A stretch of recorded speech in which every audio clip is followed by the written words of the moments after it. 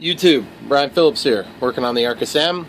Just got done with these awesome winglets that are super solid because we added some epoxy and CD-ROM separating cases.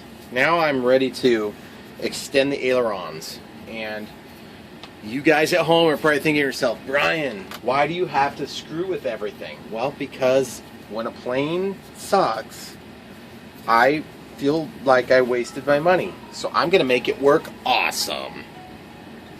Alright guys, so what you got to do, get yourself, one of these boxes, these boxes up here that you've got on your shelf. I know you've got them. There's little broken parts, and you see there's little balsa wood planes and things that you were building a long time ago. And you're going to have scrap that came between the, the pieces. Just use this thin stuff. That stuff works good. Probably about 1 millimeter thick, 2 millimeters maybe, I don't know. I'm not going to get a micrometer out. It doesn't matter. In fact, you know what? You talked me into it, people. I'm going to put a micrometer on this just so you guys don't have the question. Don't put it in the comments, okay? Here it is. Look at that. I guessed 1 millimeter thick, and look at that. That's right at one. Whoa, that's one. What is that? 1/10 of an inch. 1/10 of an inch. What the heck is 1/10 of an inch? So anyway, it's 1/10 of an inch. Good luck. Do your translations in Google. So I'm going to take 2 of these pieces and I'm going to make what I call a ply. Meaning, normally I would want a ply like this. That makes an extremely strong wood joint. This is kind of a long surface to be able to ply this. So I'm just going to put them together with the grain together. It's not technically, I don't even know if that technically qualifies as a ply. But I had 2 thoughts on this wing. Thought 1, go ahead and check the thickness. Yep, that's going to be about the perfect thickness for the end of the aileron, so that when I'm all done and I go to attach this here, we've got a smooth transition. Okay, so that, check, that's done, we're good. Number 2, check. I need to figure out if I have enough to do both ailerons with this material, because obviously I don't want to have to buy anything for something like this, because I'm a cheapskate. So I'm going to be mindful of how big I want to make this. I don't want it to be so egregiously huge that it ruins the look of the plane, but I don't want it to be so egregiously small that it's a complete waste of time and it doesn't really do anything. But let me tell you guys something. You see this carbon fiber strip? If that would have continued all the way out, it'd be extremely effective. But it doesn't. When you do this, it will make this whole aileron move, and it will work very effectively. But it's going to look ugly, because you're going to have this weird thing sticking out. So I have to try to figure out how to make it not look ugly. And as you can see from my dead ASW over here, see on the wings, there's that weird area here. That's an aileron extension. And on my current living ASW, you can see, sorry about the light in the background, there's an extension on those. Those are extremely ugly extensions. I did them with like cheap foam that I used to build little planes, profile planes. So I think that is not going to be suitable for this, because first of all, I want the strength that's going to be added here, and I want to also stiffen this joint here so that when I move my aileron, the whole surface works. So first step, let's figure out the shape. So you just more or less hold these together, and what you're going to do is you're going to make sure you have whatever.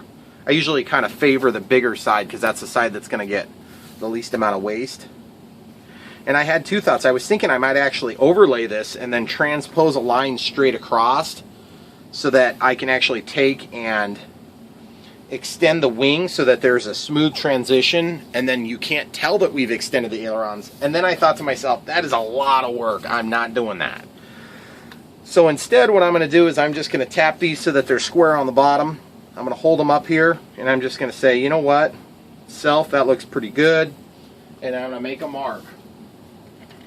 Now, you could use a variety of different tools for marking this, but I found that sometimes it's easier, instead of just dinking around with a bunch of marks, you just take a cutting tool and you just cut it a little bit.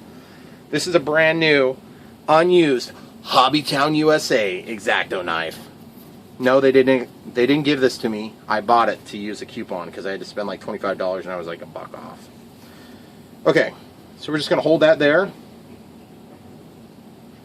We're going to go ahead and trim this out. That's going to give us a nice clean cut.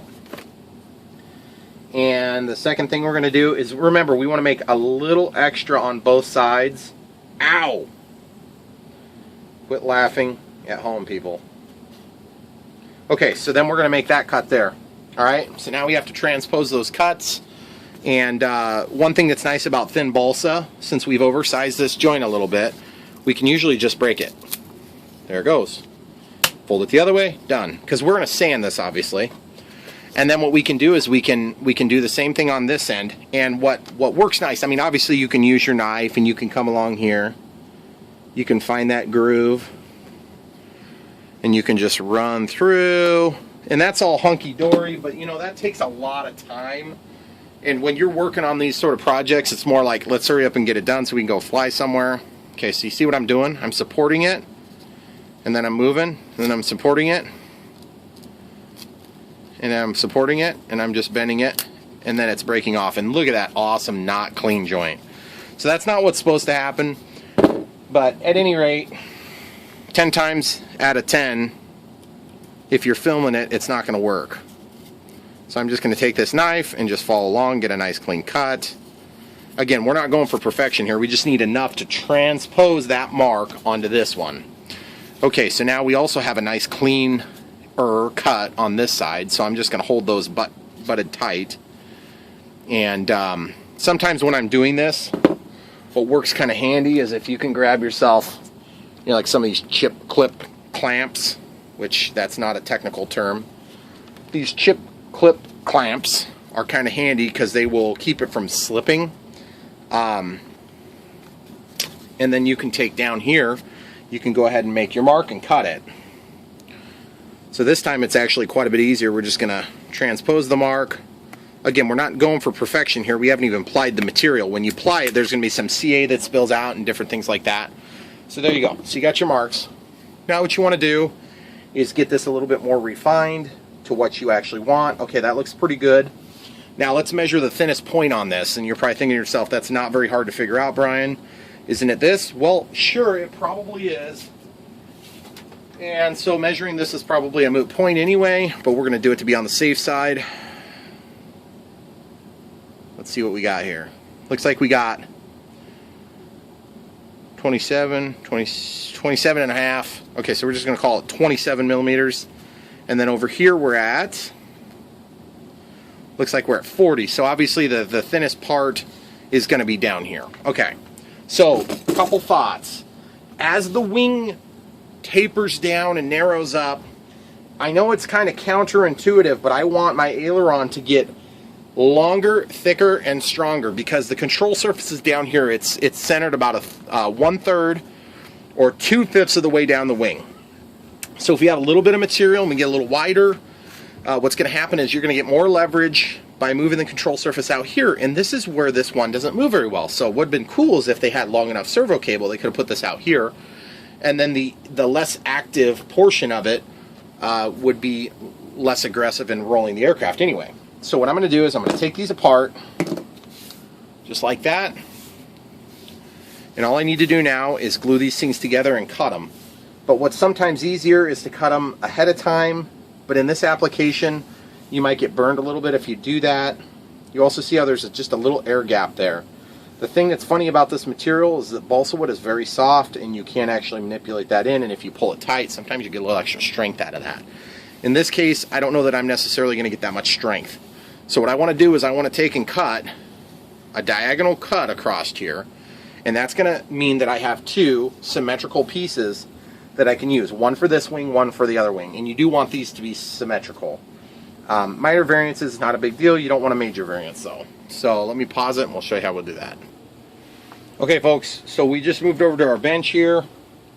We already know that we want to basically maximize and take as much of this material as we can for our product here, our finished product. We're not going to be able to use this top portion, so what we're going to do is we're going to basically get these things glued together. Normally I don't glue them like this, but it's easier to kind of keep them in one piece and manage them. A couple things about CA. This is not foam safe. It will work great for this. This purple cap medium gap filling.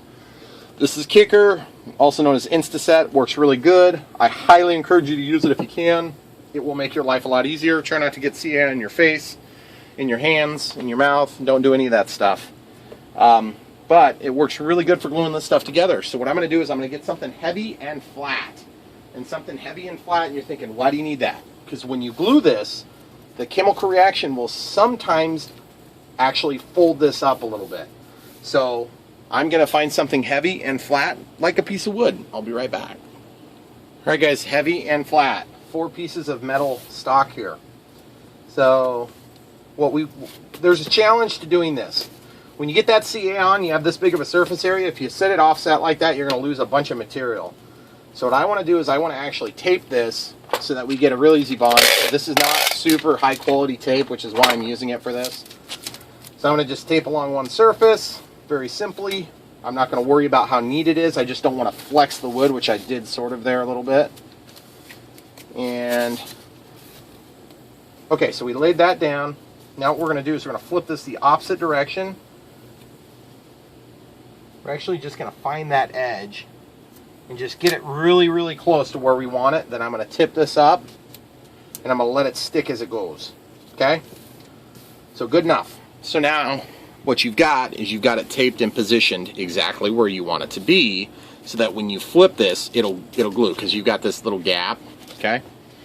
So that's one of the tricks you can do when you're doing this. It doesn't seem like it's necessary, but believe me, you do it a couple of times, you'll figure out it's pretty necessary, actually. The other thing is you want to have something to spread this glue, preferably plastic so it doesn't get stuck quite as easy. So I'm just going to use a straw. If you have something that's nice and flat, that works real nice. I'm just going to increase the surface area by cutting it at an angle, and then I can just spread the CA so I don't have to use millions of dollars worth of CA on this product. Dooby-dooby-dooby-doo-doo. Don't go too crazy on it because it will spread a lot. Okay? Now remember, this stuff's going to soak in some, so you got to work kind of quick. Otherwise, you're going to end up with a bunch of glue that's just like makes this thicker. And okay, so get it glued. Don't mess around. Try not to let it burn your eye sockets out. Oh, it hurts so much. I'm just kidding, guys. It doesn't hurt at all. Okay, let this set for about 10 seconds. Now, you'll notice I didn't use any Insta-Set. That's because this stuff sets so fast when you have such a big surface area like that, that it's really no big deal. And look at this. Got a shiv in case you need that for later. Alright, here it is. Wow. Guys. Stiff, strong, beautifully straight. And look, I still managed to screw it up. What a moron I am today. So evidently I wasn't careful enough with my tape, whatever. No big deal. Worse things have happened in life, I guarantee you. So now you can just peel that tape off real quick. Cast that aside with your shiv. And now you just have to go ahead and clean that up. Not a big deal, guys. I promise. We'll put these away. I'm going to get a straight edge. We'll show you how to do that. Guys, I found a straight edge. So now I'm going to take this straight edge, and I'm going to attempt to run this right on the edge of the wood. And I'm using this as a fence to actually run the handle into. Okay? So now we have this nice strip for later use, and yep, I will use that someday. Okay, and we have a nice clean cut, nice smooth cut, and except for right there where I made a mistake, so now I can just follow my knife along this edge. There we go. Nice, smooth. Take the back side of the knife, plane along it, and that thing is perfect. And when I say perfect, I am holding it up against the aileron, and there's still a bit of a gap, so my guess is the aileron itself actually has the issue.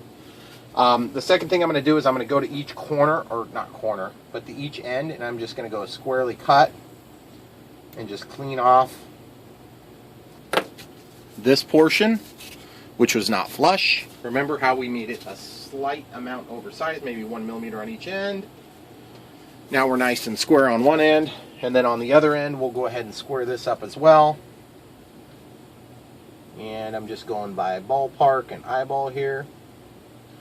This knife is really sharp, which is really nice. It's going to cut through this plastic too.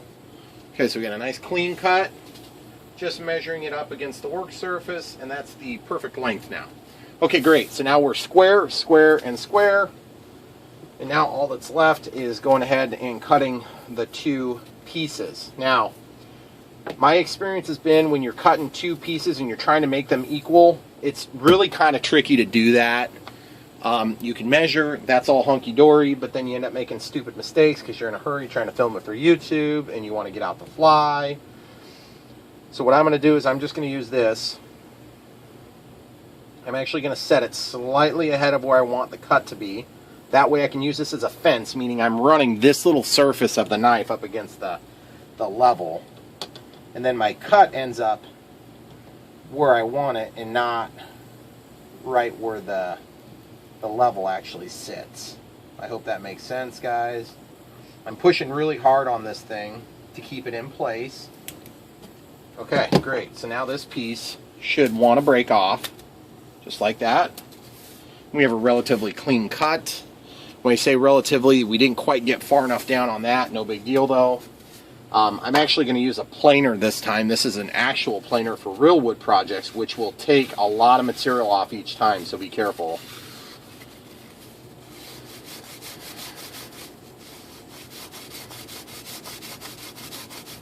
So I'm just taking this down so that it's square. So I'm just holding it square to the work and just taking off a little bit at a time, very light pressure.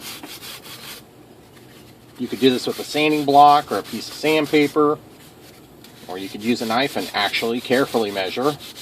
I'm not very good at that. The actual careful measurement. Okay. Now that looks pretty fancy-dancy there, guys. Look at that. And then we got this nice, relatively clean edges. This is a very clean edge.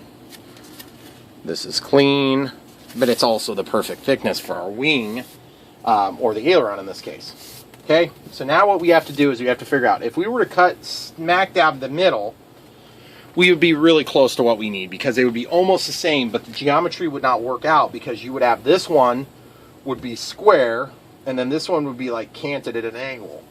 But it's probably close enough for what we're doing because you have the square 90, 90, and then this one is at like whatever that is, and this one is at like that. It's an obtuse angle, and then this is an acute angle. Okay? So my hope is when I go ahead and cut this, I'm probably just going to go ahead and measure it and just cut it because it's going to be a lot easier to do that. And sometimes these projects, you're not going to get that exact anyway. Let's just be real. Okay, so I'm going to measure this end. So with everything squared up, we're right at 40. Awesome.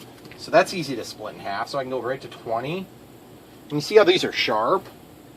I'm going to take and just ride the very end and make a score. Okay, I got a score in there. Okay, so now let's measure this end. Okay, so right at the end, we're at, let's call it 25, guys. Let's call it 26. Okay, so 26 divided by 2 would be 13. And then we'll go, for good measure, we'll go just under. Okay, so now we're going to take and we're going to mark. We got a little mark there now. So now those two mark points, we want to take and transpose that and cut this. Again, understanding that we're going to have a little bit of angular differential there, we can look at that and see how detrimental it really ends up being. My guess is it's not going to be that big a deal, so I'm not super worried about it.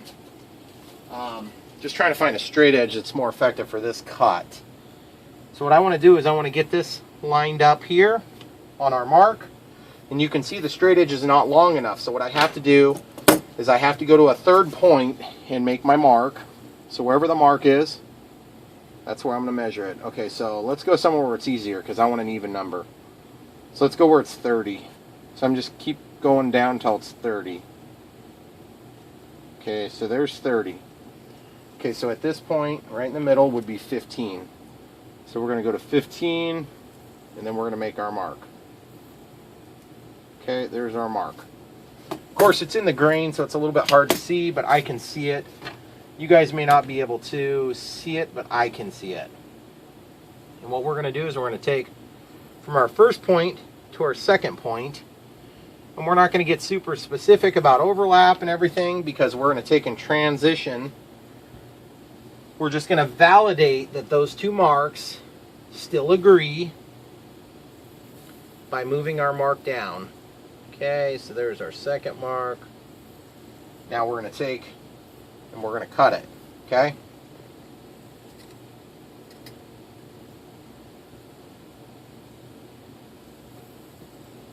Just as I go down, I'm just sliding and applying pressure close to where the blade is, because then this will act as a really good fence then. Okay, now I'm going to take my mark, I'm going to move it down to my other mark, and then I'm going to carry the blade down just like I did on the other side. And it's really easy to cut with the grain, but what will happen is your knife will catch the grains sometimes, and it will want to move on you. So just be careful that you stay on your mark. Okay, now I'm not trying to cut all the way through both sides. I'm just cutting through the first surface essentially right now. Okay, great. So we got our cut all the way down. Now you could fold this in half and it would break, but since we have a brand new sharp blade, I'm just going to take and open it up a little bit with my fingers like this. Then I'm going to dive the blade in. I'm actually just going to walk it down like this. See how it's cutting down through, and it just the blade's doing all the work following my cut. Now this is where you have to have a nice straight cut. Beautiful. Okay, cool. So now we got our two pieces for our aileron extensions. And you can see we have nice even size, and you'll notice the disparity here in the angle. It's so minuscule, I didn't figure it'd be a big deal. But let's square these up. These ends are going to be very square because there's less differential, and then these ones are so, I mean, it's such a minuscule amount of difference. Who cares, right? Okay, cool. So now my next step is going to be to actually use a sanding block to sand, and we're going to pause and get cleaned up and come right back. Alright guys, so now we got our two pieces, got some stuff cleaned up off the bench. I'm just holding them together, and I'm just getting a really good clean sand down the length of the solid side. And what I'm going to do is I'll probably go ahead and come back to these clips that we were using earlier, holding them tight against the work surface here, pressing it tight. This is going to allow us to square the edges so that they're the same or very similar. Now we're just planing the surface here up against a sanding block. It's not going to, it doesn't have to be perfect, guys. It just needs to be better than what it is. Okay? So we got a nice smooth surface, even size. Now I'm going to just, before even moving them, I'm just going to move it to the other side without moving the wood. Okay? And then I'm going to sand. This side's the side that has more rough work to it.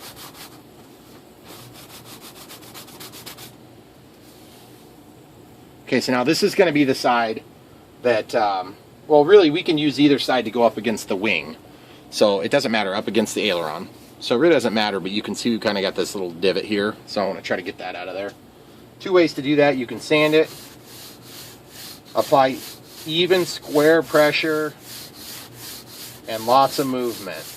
And that'll actually get that smoothed down for you real quick. See these nice, clean, equal parts. Now the ends, this part you got to be careful because you're going to go against the grain. You want to go with the grain here.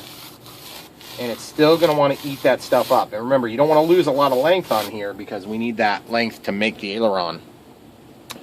And then this side, same thing. Nice square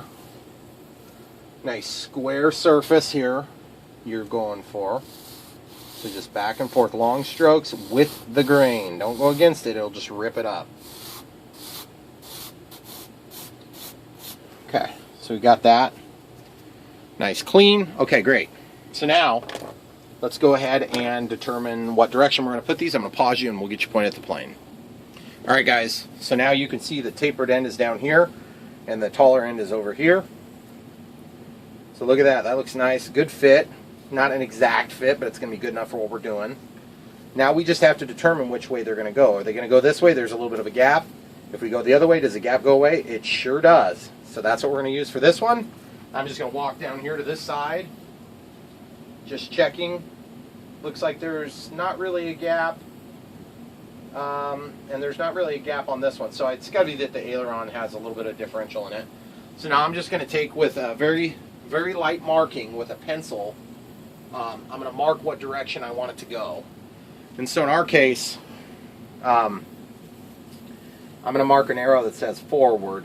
So that's like the front of the plane with an arrow.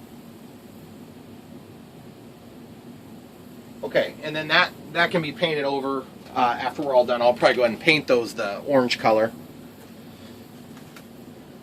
Okay, so now we obviously don't want to leave this end square and blunt like that, but we also don't want to leave this probably square. It's going to look a little bit hokey. So what I have to decide now is how I want to do this, and whatever I do to this side, I'll do to the other side, which is why we marked it. So I think I'm going to just go like this, just at a bit of an angle, kind of a steep angle. Just going to make a nice little mark like this. And I'll just hold this up. Remember, this is too thick. This is 2 pieces of wood that have been plied together. I'll carry this over to the table just so I've got good backing. Then I can apply nice pressure. I'm going to keep that wedge so that I can use this as a guide if I need it on the other end. I don't think I'm going to need it. Okay, so that's going to go there. And then on the inside of the wing, we'll kind of mimic that same angle. We'll just carry it over by hand. And then I'll bring it back to the table so I get good backing so I don't blow out the back side of this when I cut it. Okay, and you can see we've got this nice little angle on both sides. Of course, this is all subjective at this point. I just kind of want to mimic the shape, the angles of the plane, and we'll probably round them just a little bit. So now, how do I want to get both pieces, and I should probably, see there's an arrow. Well, if I have this over there, I'm going to know it's not the right piece. Okay, so this has an arrow. So now obviously I'm going to have to do this to transpose that mark. So now we're going to do that real quick and we'll come right back to you so we can cut the angles so that they agree exactly. Okay, so we got our 2 pieces. The angles agree on the ends. Now I'm just going to give it a quick sand. Actually, before we do that, we're going to go ahead and taper the ends. So be mindful of your arrows so you know which direction they're going to go. And not that that should matter, but then we're going to just taper these ends. Okay, so there's a million ways to skin this cat, but the way I'm going to skin this cat is I'm going to take the blade and I'm just going to walk it at an angle, and I'm just going to carry it down a little bit. And I'm going to use the blade face to actually ride. And this is actually more of just like a practice. Hope you don't get a humongous splinter. I'm moving the workpiece is what I'm doing. I'm moving the workpiece into this plane that I've made with my hand.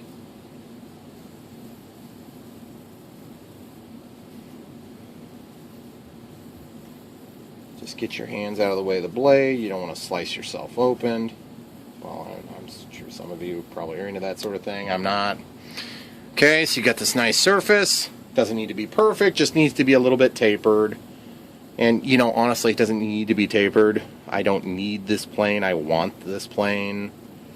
I have to remind myself about that once in a while. My wife certainly does all the time. Okay, here we go. So this is the bottom side, so doesn't really make a huge difference whether it's the top or the bottom. The idea is you're just tapering the surface. Ooh, got a little deep there, guys. Made a mistake. So what I'm going to do is I'm going to come back up here and I'm going to cut back. Now watch how I'm going to fix this, guys. You see that little opening there? This is going to be very easy to fix with some CA, and I'll show you how I'm going to do that here in a minute because I'm going to coat this stuff with CA. Okay, so now I'm just going to transition this the other direction. Get in here.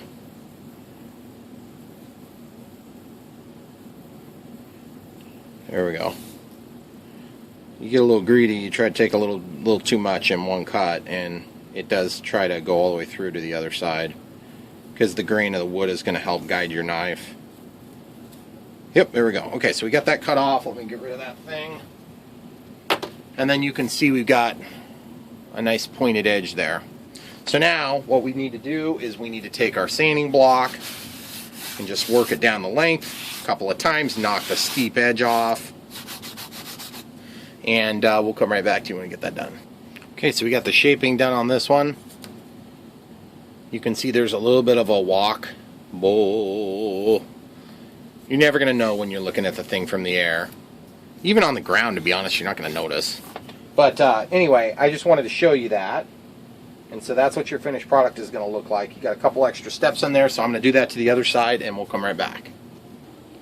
Alright guys, that last step was kind of annoying, I realize, because I did kind of a crappy job, and I don't mean to waste your time, so I'm going to do a better job. I'm going to dive this into the table, and then I'm going to slide this through, and we're going to plane this better. We're going to get a better angle, it's going to look nicer, it's going to be more even, and the world's going to be a better place because of this knife. Okay, so we'll just go ahead and walk this along. Already started this cut. And remember, we're just trying to taper the back end of this. And I can really easily control, and you see I'm walking my pointer finger in. Now I just want to be careful I don't slice and dice here at the end.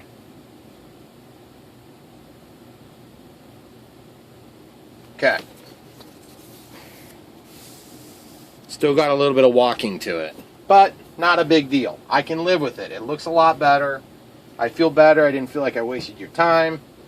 Now we're going to go a little bit steeper this time, and we're going to do the other side. In no particular order, by the way, guys. Okay, so here we go. Just pushing the work through the cut.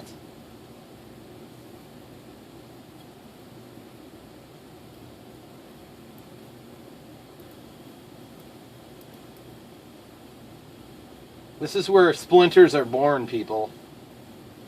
Is when you do crazy crap like this.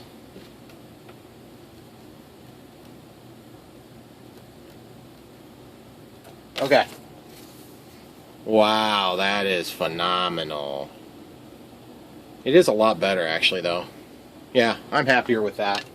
So, anyway, be careful. If you stick these X-Acto knife blades into a surface like that, sometimes they will break off in half and shoot in your eye hole. So, seriously, be careful.